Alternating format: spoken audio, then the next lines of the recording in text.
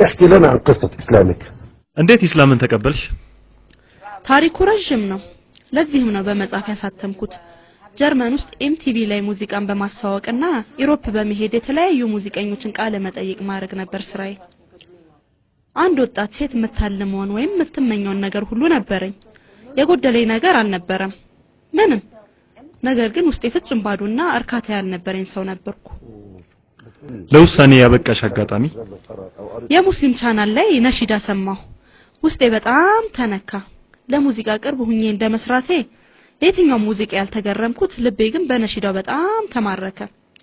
ስለ አላህ ትልቅነትና ስለ ነብዩ መሐመድ ሰለላሁ ዐለይሂ ወሰለም ነብይነት የሚያወድስ ነሺዳ ነበር። በዚህ አጋጣሚ ነው ውስጤ ለኢስላም ክፍት ሆኖ ኢስላም ላይ ትኩረት ማድረግ የጀመርኩት።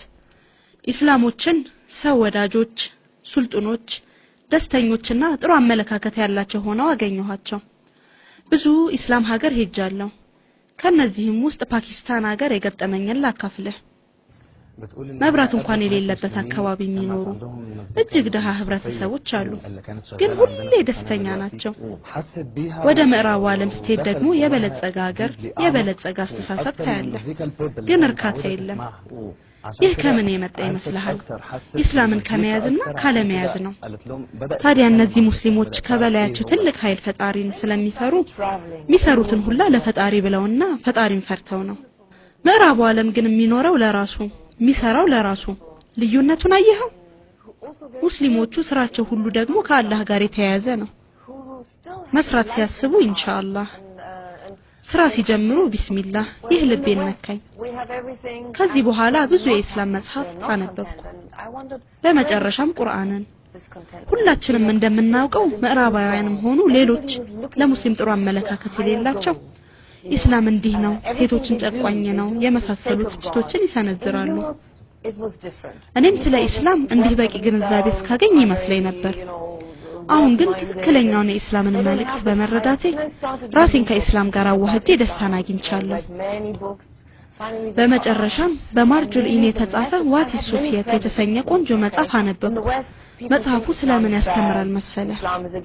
የኢስላምን ጥሩ መዓዛና መንፈሳዊ ፍራፍሬ ማዕድ ይጋብዛል። እኔም ይህን መዓዛ ማሽተትና ከፍራፍሬው መቅመስ ነበር የምፈልገው። አልহামዱሊላህ ከ1995 ኢስላምን ከተቀበልኩ ጀምሮ መስገድ፣ መጾም፣ የኢስላምን ትእዛዝ ፈጽም ይህን ጥሩ መዓዛና ፍራፍሬ ማጣጣም ችያለሁ። ሳውዲ ስትመጪስ ይህን ጣዕም አግኝተሻል? አዎ በጣም አጣጥሜዋለሁ። በውስጥ የተሰማኝን ደስታ መግለጽ ይከብደኛል። በመካ በመዲና በጣም ተደስቻለሁ። ወደ ሀገሬ መመለስ ፍላጎቴን እስከማጣ ድረስ። አልহামዱሊላህ ዑምራ አድርጌያለሁ፣ ሐጅም አድርጌያለሁ። ወደ ግብጽ ሄጄም ብዙ ጊዜ አሳልፌያለሁ እና አልአዝሃር ሱቱን ሐሰን መስጂዶች ሰግጃለሁ። በጣም ጥሩ ጊዜ ነበር። ህዝቡም በጣም ተወዳጅና እንግዳ አክባሪ ነው። ካይሮን ወድጃታለሁ። ቤተሰቦችሽ ኢስላምን በመቀበልሽ ምን ይሉሻል? ፈጽሞ ሊረዱኝ አልቻሉም ነበር። ብዙ ተወያይቼና ለማስረዳት ሞክሬ በመጨረሻም እያገኘሁ ያለሁትን ደስታና ሰላም በማየታቸው ተውኝ። ምክንያቱም የተሻለና ጥሩ የቤተሰብ አባል ነው ሆንኩላቸው። የከርከሮና የአሳማ ስጋ ሲበሉ እኔ ሰላቴን ሰግጄ እስክጨርስ ታክሲ ጠብቁኝና ሐላል ስጋ ያቀርቡልኛል። አሁን በጣም ተረድተውኛል አልহামዱሊላህ። ለኔ ዋና ፈተና የነበረው ሙያዬ ነበር። ለረጅም ዓመታት በጋዜጠኝነት በሙዚቃ አቅራቢነት ዝነኛና ታዋቂ ነበርኩ።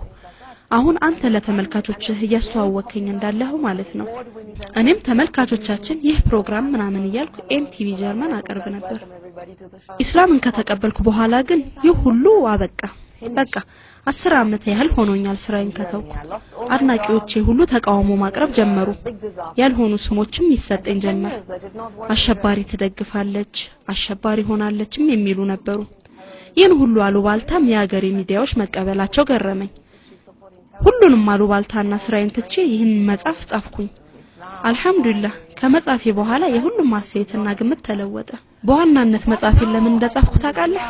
መጽሐፉ ምዕራባውያን እስላምን እንዲያዩ የገነባሁት ድልድይ ነው።